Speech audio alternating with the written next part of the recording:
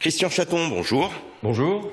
Alors vous aviez demandé le rattachement de votre canton de Sainte-Marie-aux-Mines au département du Bas-Rhin lors du redécoupage. Vous n'avez donc pas été entendu.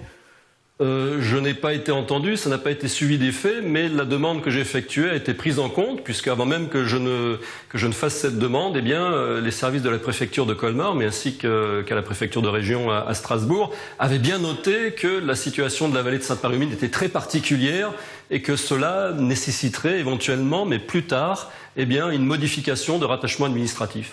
Bon, il est vrai qu'après l'échec du référendum, il était également plus délicat de toucher aux frontières d'un département, non ?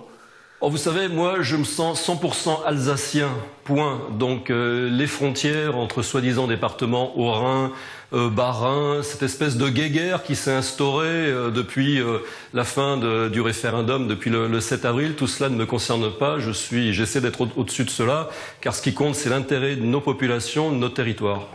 En tout cas, il ne fait pas bon être un homme, conseiller général sortant dans le Haut-Rhin aujourd'hui, car le nombre de cantons va passer de 31 à 17 seulement. Oui, le nombre de cantons va passer de 31 à 17 et pour moi, je suis convaincu que cette modification de mode de scrutin et de limite cantonale est une véritable sanction qui est infligée aux zones rurales et périurbaines, dans la mesure où, c'est un secret pour personne, en France, dans les zones rurales et périurbaines, on vote très majoritairement à droite, tandis que dans les grandes villes, on vote plutôt à gauche.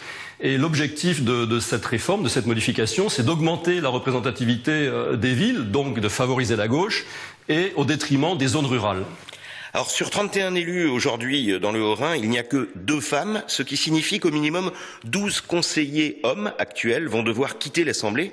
Les discussions vont être serrées, non ? Oui, et moi j'ai déjà pris rendez-vous au Brésil pour... je plaisante bien évidemment, mais je crois sérieusement que cette loi qui instaure la parité obligatoire au cantonal n'est pas véritablement une bonne chose pour les femmes. Je connais de nombreuses femmes qui sont investies en politique et qui n'ont pas eu besoin de loi ni de quotas pour faire valoir leur qualité, pour se faire élire. Enfin, 2 sur 31 aujourd'hui dans le Haut-Rhin. À contrario, en ce moment, tous les partis doivent faire les yeux doux aux candidates potentielles, non ?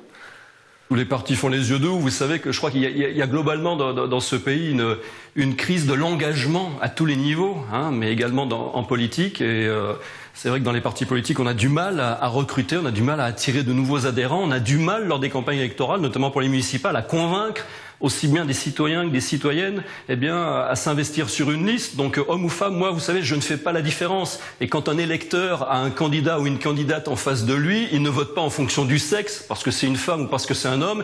Il vote parce qu'il connaît la personne, parce qu'il connaît ses qualités intrinsèques. Christian Chaton, merci. Merci.